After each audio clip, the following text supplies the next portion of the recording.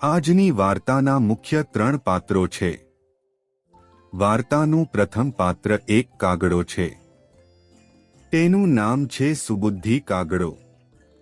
વાર્તાનું બીજું પાત્ર એક મૃગ છે. તેનું નામ છે ચિત્રાંગ મૃગ. અને વાર્તાનું ત્રીજું પાત્ર એક લુચ્ચું શિયાળ છે. તેનું નામ છે ક્ષુદ્રબુદ્ધિ શિયાળ. તો ચાલો આપણે સહુ સાંભળીએ આજની ચતુર કાગડો, લુચ્ચો શિયાળ અને ભલા મૃગની વાર્તા. બાળક મિત્રો, સબસ્ક્રાઇબ કરો આપણી ચેનલ યુઝફુલ ઇન્ફોને અને આવી અવનવી વાર્તાઓ અને માહિતી સાંભળતા રહો. મગધ દેશમાં ચંપકવતી નામે એક મોટું વન હતું. વનમાં જાત જાતના ઝાડ ઉગેલા હતા. આ વિશાળ વનમાં ચિત્રાંગ નામે એક મૃગ અને સુબુદ્ધિ નામે કાગડાને દોસ્તી જામી હતી. બંને ગાઢ મિત્રો હતા અને એકબીજાના સુખદુઃખમાં સાથ આપી રહેતા હતા.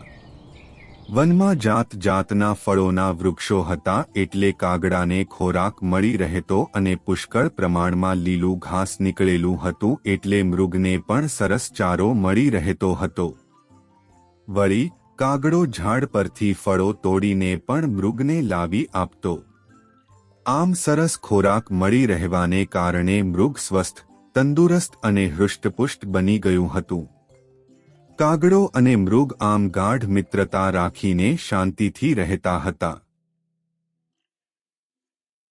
એક દિવસ ક્ષુદ્ર બુદ્ધિ નામે શિયાળ આ જંગલમાં આવી ચઢ્યું અને આ હૃષ્ટપુષ્ટ મૃગને જોયું અને એને થયું કે આ મૃગનું માંસ કેટલું બધું સ્વાદિષ્ટ હશે. મને આવું ભોજન મળવું જોઈએ.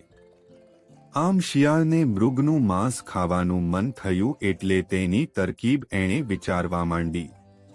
એને થયું કે મૃગ સાથે દોસ્તી બાંધું અને પછી એને ફસાવું. પહેલા તો એનો ગાઢ મિત્ર બનવાનો ઢોંગ કરું અને મૃગ વિશ્વાસમાં આવે પછી એને કોઈ રીતે ફસાવી મારું. આમ વિચારી શિયાળ મૃગ પાસે આવ્યું અને મૃગને કહ્યું, તું કેટલો બધો આનંદમાં છે. તું મારી સાથે મિત્રતા બાંધ જેથી હું પણ આનંદમાં રહું. મૃગ પહેલા તો આશ્ચર્યમાં પડ્યું અને પૂછ્યું, તું કોણ છે અને અહીં શા માટે આવ્યો છે? શિયાળે કહ્યું, મારું નામ ક્ષુદ્ર બુદ્ધિ છે. હું બાજુના વનમાં રહેતો હતો પણ એ વનમાં મારો કોઈ મિત્ર ન હતો. એટલે મુર્દા જેવું જ જીવન હું જીવતો હતો. એટલે હું કોઈ સારા મિત્રની શોધમાં અહીં આવ્યો છું. તને જોઈને તારી સાથે મિત્રતા બાંધવાનું મને મન થયું છે. તારી મિત્રતા મેળવીને મારી જાતને ધન્ય માનીશ. આનંદ ભરેલા જીવનનો અનુભવ કરીશ અને તારો સાથી બનીને રહીશ. હું સાવ એકલો પડી ગયો છું. માટે મારી આટલી વિનંતી તું સ્વીકાર. મૃગને થયું આ એકલવાયો જીવ મિત્ર વગર દુઃખ અનુભવે છે. તો એની સાથે મિત્રતા બાંધી એને સુખ મળતું હોય તો આપું. ચિત્રાંગ મૃગે આથી ક્ષુદ્રબુદ્ધિ શિયાળને કહ્યું, તારે જો મારી સાથે મિત્રતા બાંધવાની ઈચ્છા હોય તો હું તને મારો મિત્ર બનાવીશ. આપણે સાથે હરીશું ફરીશું અને મજા કરીશું. મારો એક મિત્ર સુબુદ્ધિ કાગડો છે તેની સાથે પણ તારી ઓળખાણ કરાવીશ. ચિત્રાંગને ક્ષુદ્રબુદ્ધિની લુચ્ચાઈનો ખ્યાલ ન આવ્યો અને તે ચિત્રાંગ મૃગ ક્ષુદ્રબુદ્ધિ શિયાળને પોતાને ઘરે લઈ ગયો અને પોતાની સાથે રહેવા માટે કહ્યું. ચિત્રાંગ રહેતું હતું તેની નજીક ચંપાના વૃક્ષ પર એનો મિત્ર સુબુદ્ધિ કાગડો રહેતો હતો. તેના નામ પ્રમાણે તે સારી બુદ્ધિવાળો હતો. તેણે ચિત્રાંગ સાથે શિયાળને જોયું.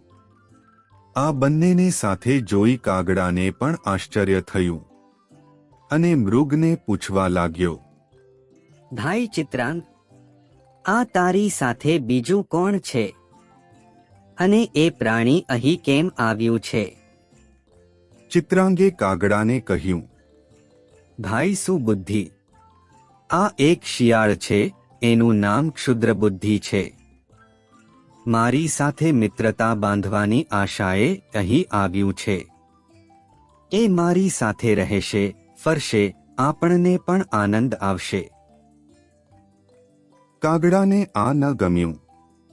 એણે મૃગને કહ્યું, ભાઈ, તું ભોળો છે. એકાએક આવેલા અજાણ્યા પ્રાણી સાથે મિત્રતા બાંધવી ઠીક નથી. એમાં જોખમ છે, માટે અત્યારથી ચેતી જાય તો સારું. કાગડાએ મૃગને આમ કહ્યું. તેની અસર મૃગ પર ખાસ થઈ નહીં, કારણ કે એને તો શિયાળ પર દયા આવી હતી. એટલે કાગડાએ વધારે સમજાવતા કહ્યું, જેના કુળ, સંસ્કાર અને સ્વભાવની આપણને ખબર ન હોય તેવાને આશ્રય આપવો જોઈએ નહીં. કોઈ વાર આપણને વિનાશને માર્ગે લઈ જાય. આવી વાત સાંભળી કાગડાને પણ વિશ્વાસ બેસે એટલા માટે શિયાળે કાગડાને કહ્યું, આ મૃગ મારો મિત્ર છે અને એ તારો મિત્ર છે, એટલે તું પણ મારો મિત્ર છે.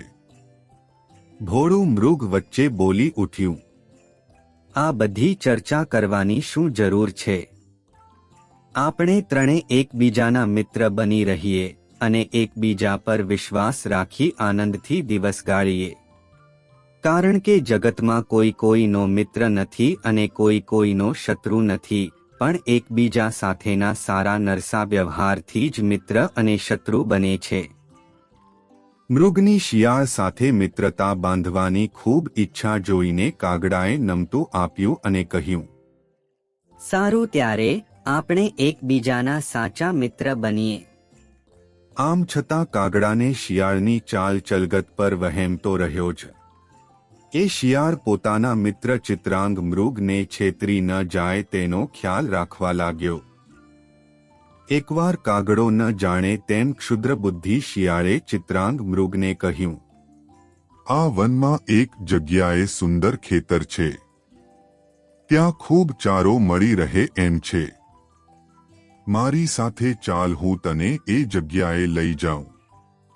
સારો ચારો મળશે એ આશાએ મૃગ શિયાળ સાથે ગયું અને ત્યાં એણે ખેતરમાં ધરાઈને ખાધું. પછી આ ખેતરમાં રોજ પેલું મૃગ ચારો ચરવા આવવા લાગ્યું. શિયાળ પણ એની પાછળ પાછળ આવતું અને કોઈ રીતે મૃગને ફસાવવાની કોશિશ કરતું. કાગડાને આ વાતની ખબર પડી નહીં. એક દિવસ ખેતરના માલિકે જોયું કે મૃગ ખેતરમાં આવી અનાજ ખાઈ જાય છે, એટલે એણે મૃગને પકડવા માટે જાળ બિછાવી. મૃગ જેવું ચારો ચરવા ગયું તેવું જાળમાં ફસાઈ ગયું. મૃગ ફસાઈ ગયું એટલે વિચારવા લાગ્યું કે હવે એમાંથી છૂટવું મુશ્કેલ છે. આ જાળમાં ફસાયાથી દુઃખમાં આવી પડેલા મને સાચા મિત્ર સિવાય કોણ છોડાવે?